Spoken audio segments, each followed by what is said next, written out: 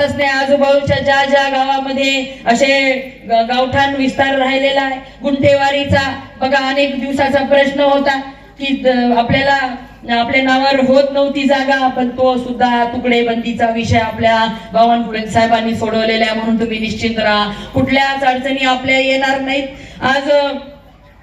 अभद्र युती या सर्कल मध्ये केले तुम्ही राजेश भैया काही काळजी करू नका त्यांनी कसली पण युती करू द्या लोकांना आता चांगलं कळून चुकले आणि बाणावाले पण अरे जे स्वतःच नेहमी कन्फ्यूज राहतात स्वतःच नेहमी संभ्रमात राहतात नाही तर एवढे वर्ष जर फॉर्म राहिले असते की मला इथून आमदार बनायचे तर झाले असते ना पण स्वतःच नेहमी कन्फ्युजन मध्ये आज सुद्धा युती आम्ही राजेश भैयाच्या हातातच इथले सगळे एबी फॉर्म दिले आणि सांगितलं 2:45 वाजेपर्यंत तुम्ही एबी फॉर्म भरायचा नाही पण यांनी जिंतूर मध्ये आम्ही सांगितलं तुम्ही किती जागा पाहिजे तेवढ्या बाणावर लढवा युती करायची एकनाथ शिंदे साहेबांनी सांगितलं मेघनाताई तुम्ही लक्ष घाला इथल्या लोकांवर आम्हाला भरोसा नाही महानगरपालिकेला यांनी चांगलं केलं नाही आणि जिंतूर मध्ये सुद्धा बाणाचा नगराध्यक्षाला उमेदवार उभा केला तुम्हाला सांगते नगराध्यक्षाचा उमेदवार 142 मतदान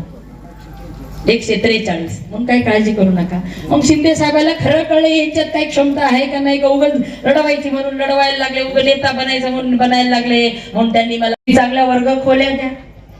छान आपण या जिल्हा नियोजन समितीतून 500च्या वर आपण डिजिटल क्लासरूम केलेले आहेत कारण की पालकमंत्री दीदी झालीये की जिला शिक्षणाची किंमत माहितीये या लेकरांचं भविष्य उज्ज्वल करायचं आहे तरच माझा जिल्हा पुढे जाणार आहे आपलं तर झालं आतापर्यंत आपण सहन करत गेलो यांच्या हातामध्ये सत्ता दिली ज्यांना काहीच माहिती नाही आणि तुम्ही सांगताय पाथरीचे आमदार इथे येऊन इंटरफेअर करताय अरे 15 वर्षापासून अडीच वर्ष राज्यमंत्री पद त्यांनी भोगले पण कालच सोनपेठला होते मी काय अवस्था तिथल्या जिल्हा परिषद शाळांची करून टाकली काय अवस्था अंगणवाड्यांची करून टाकली एक चांगली धडाची स्मशानभूमी तुम्ही अध्यक्षपद भोगलं तरी करू शकले नाही आणि काय इथे येऊन नागपूर बसताय तुम्ही काय करू नका आमच्या या सर्कलच्या लोकांना माहिती आहे की सगळा आपला अधिकार आपल्याला मिळवायचा आहे डॉक्टर बाबासाहेब आंबेडकरांनी जो मतदानाचा अधिकार आपल्याला दिलाय तो योग्य ठिकाणी वापरला गेला पाहिजे तरच आपलं भविष्य उज्ज्वल होणार आहे। आज मला सांगायचंय धर्मपुरी मुस्लिम बांधवासाठी शादीखाना आपल्याला द्यायचा आहे बघा मुस्लिम बांधवांना मला सांगायचंय हे लोक नुसते आपल्याला आता भूल थापा देतात पण आज गायरान वस्ती पूर्ण आहे नावाची करायची काही काळजी करू नका कालच महसूल मंत्री आपल्याकडे येऊन गेले आणि जेवढे पण गायरान धारक आहेत तिथे त्यांनी घरं बांधलेले तुम्ही सगळ्यांनी निश्चिंत राहा कारण की तुमच्या घराची जागा तुमच्या नावावर करून घ्यायचा निर्णय